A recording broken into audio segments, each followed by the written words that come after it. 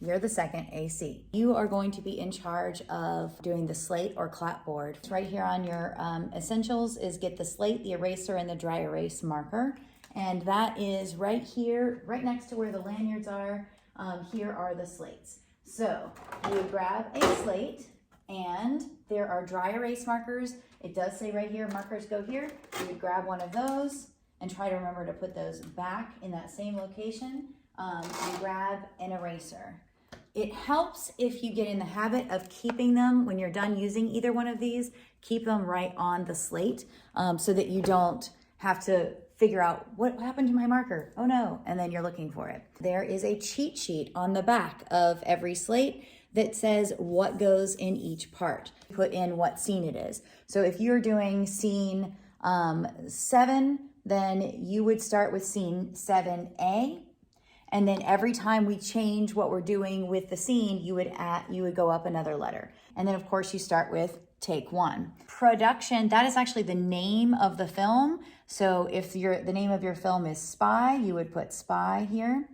DIR for director, that's the name of the director. You can just put the first name of the student. You don't have to put first and last. For Cam, that's gonna be your director of photography, the DP. So I'm gonna pretend it's Miss Souter. So Souter is the DP.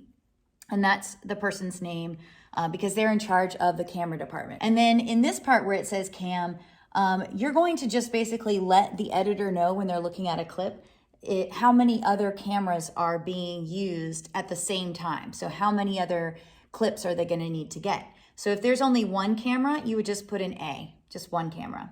So for multiple cameras, if there are 3 cameras, you would do an A/B and C.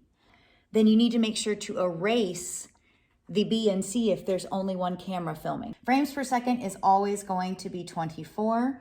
The date, interior or exterior, day or night, those are obvious. And then sync and MOS, if we are not using a sound recorder, we're not recording sound separately, then you want to circle MOS. If there's a sound recorder and a boom operator and you circle sync, because that means they're going to need to synchronize the audio with the video. So let's say you filled out all of that stuff and now I can go back and the camera people are setting up. I would just go and ask them, what is your SD card number? So let's say it's SD card number 1, 20, and 7. And then you go to the sound person and it is, they have SD card number 8. But on the back, there is a cheat sheet of what to say for if you're only working with one camera, and then how you change it if there's more than one camera.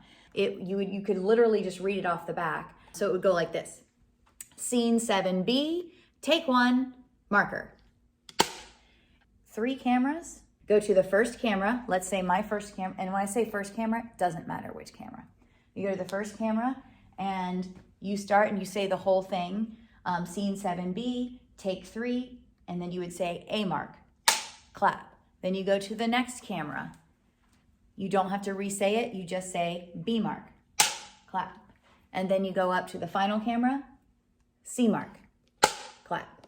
I would rather have this, where you have a lot of extra space, than have, and this would be the worst case scenario, someone only showing part of the slate, and then you can't even tell what scene it is and what take it is. The moment I finish that, change it to 2, and just assume that they're gonna need to do another take. And if you mess up, you just say sorry and you start again. A shot that is like a standard 2 shot, you can actually get pretty close to the camera to do the clapboard. Is going to be doing a close-up of Professor Skittles' face. Then when you go over and you stand near the camera, you're gonna struggle to get the entire slate in the picture. What you need to think of is, what are they getting a close-up of? Professor Skittles' face in front of his face. Then you know it'll fit in the shot. If you come up to do the slate and they haven't flipped the screen, you can just flip it or you can ask them to. If you're doing an insert shot and it's a very close-up, then you might need what is called the insert slate. It's hanging right here and it's just a slightly smaller slate. You'll notice there's no clapboard because the majority of the time, if you're doing that close-up of a shot, you don't need sound for that. So you would fill this out. So for example, if we are doing an insert shot of the foot, then this actually would work better possibly than the full-size clapboard